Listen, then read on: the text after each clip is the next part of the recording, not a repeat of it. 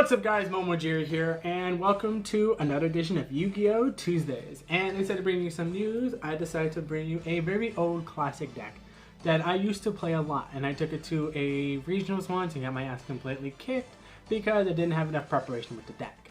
But with the current state of the format, seeing that a bunch of high-level monsters are coming into play, not just Exceeds, but Synchros are coming back for a return, and it's absolutely crazy.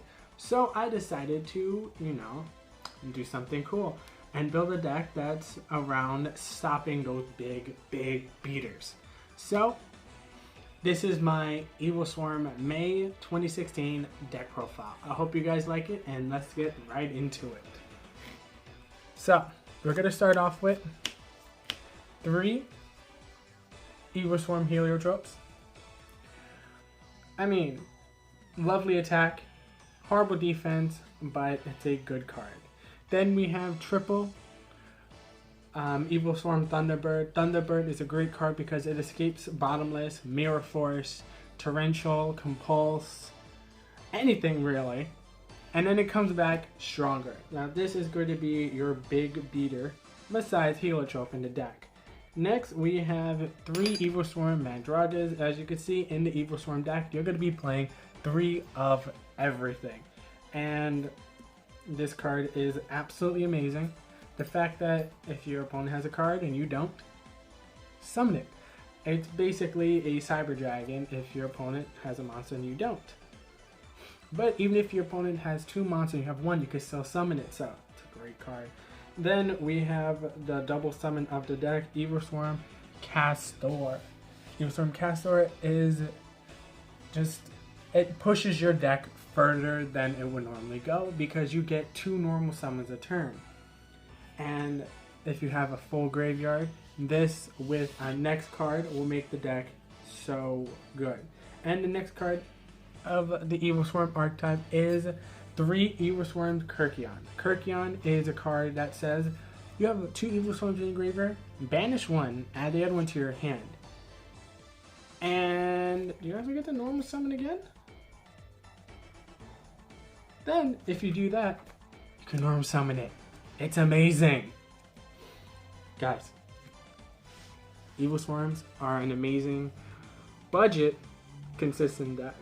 Then we have 2 effect veilers because we want to stop those annoying effects. I got to get away of your Castels, and get away of your Ophions and everything. And then of course the one little rescue rabbit. If we had more valid dark targets to play, I know some people play Voice Raider in the deck so we could get out those dark monsters and stuff, but I'm just going to play Heliotrope because you have cards that'll be able to kick it back to your deck and have a good time. Alright, so those are all the monsters. Next we're going to get into spells, and if you're playing an Evilswarm deck, you're going to need to be playing triple Evilswarm Infestation Pandemic. It says that this turn all current face-up Evilswarm cards are unaffected by spells and traps. And this is until the end of the turn, and this is just an amazing card. And this card is just semi-limited. Allure of Darkness, guys. Allure of Darkness. Everything is dark in the deck. Might as well play as many as you can. Then we play 1 Reinforcement of the Army to get your Castor. To speed up the deck, you're going to play 1 Instant Fusion because we're playing Norden and you want to be able to keep going with your Exceeds. We're playing 1 Raigeki to destroy our opponent's field. 1 Book of Moon because we want to make your opponent set, and we have 2 attacks. 1, Positive Duality, because we want to add some more consistency to the deck. Those turns that you don't want to special summon, but just want to get a big board out, or just have a lot of defense and that 1 lovely monster. And then we're playing 1, the beginning of the end, because we're going to be playing a lot of dark monsters, and late game, you don't know what to do, so get rid of them, add more cards to your hand, right? So those are the spells, and this is a 40 card deck, guys. And then here are the traps. We're playing not 1, not 2, but might as well triple Mirror Force. We're playing triple because we want to pack that defense. We want to make sure that your opponent cannot attack you for any reason. And to go alongside that, we have 2 Quaking Mirror Forces. Because if your opponent has a lot of monsters on the field, set them all, your opponent can't do anything. And then you just get to pick them off one by one. And for more effect negations, we're playing 2 Venus Chains. It stops attacks, it negates effects. Do it, guys. And then we're playing 1 Infestation Infection. So we can add all those dead Evilswarms back to the hand. Back to the deck and draw another card. Then, of course, we're playing 1 Solemn Warning, 1 Bottomless Trap Hole, and 1 Vanity's Emptiness to round off the traps, right, guys? So that's the main deck. We're going to go to the extra deck now. And, of course, the first card we're going to be playing is Norden. Because it may negate the effects of the cards you're bringing back. But it brings back a monster. And you could exceed to summon Abyss Dweller. Because Burning Abyss is a thing. And you want to stop them from, how can I say this, activating in the graveyard. Then play 1 Gaga Cowboy, free game. 1 Rhapsodian Berserk, because your opponent, they love graveyard, banish them. 1 Castell to hit everything back to the extra deck. 1 101, because you want to take their monsters.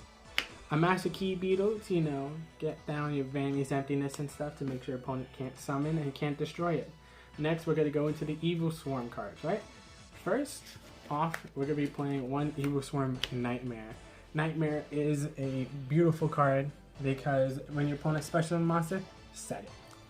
Then we're going to be playing 1 Evilswarm Tantos because you don't want your monsters to have anything to do with other monsters' effects, so we're going to stop them in their tracks. Then we're going to be playing 1 Evilswarm Ouroboros because it's a nice 1-of. It takes 3 materials, and every turn you can either banish a card in your opponent's hand, field, or graveyard. So that's great. Then we're playing, I love this card, 2 Evilswarm Bahamut because, guys, your opponent has a big monster. Why try to get over it? Just take it. And this is one of the very few decks that make it very simple to take your opponent's monsters. This not big guy. And then, of course, we're playing 3 Evilswarm Ophions because your opponent can't summon level 5 or higher monsters. Infestation Pandemic makes sure that you're unaffected by slugs and traps. Evilswarm Tantanos makes it so that he can be unaffected by monster effects. So this card is going to be on the field for a very, very long time, right?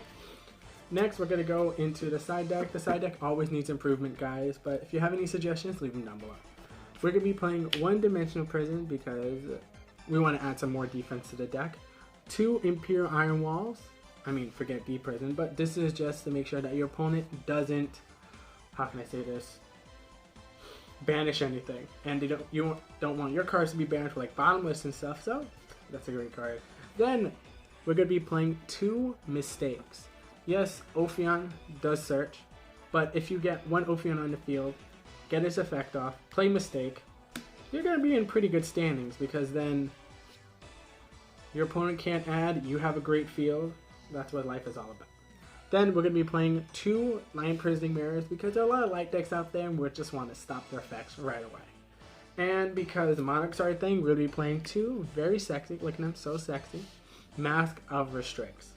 You don't want them to tribute summon, play that, you're good. And in case your opponent has anything on the field, 2 MSTs are going to be a great card. And then 1 Soul Charge to bring all your monsters back, summon a bunch of Ophions, and you'll be fine. And also, our last tech of the day will be Maxi.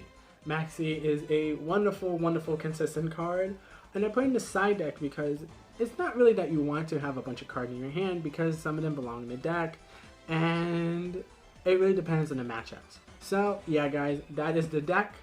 I hope you guys like it. Leave your comments, suggestions, anything down below. I look forward to hearing it, and you're going to be seeing a lot of videos today, guys, so look forward to that. Luminous and Maple Story Pocket Edition, guys, and as usual, I'll catch you later.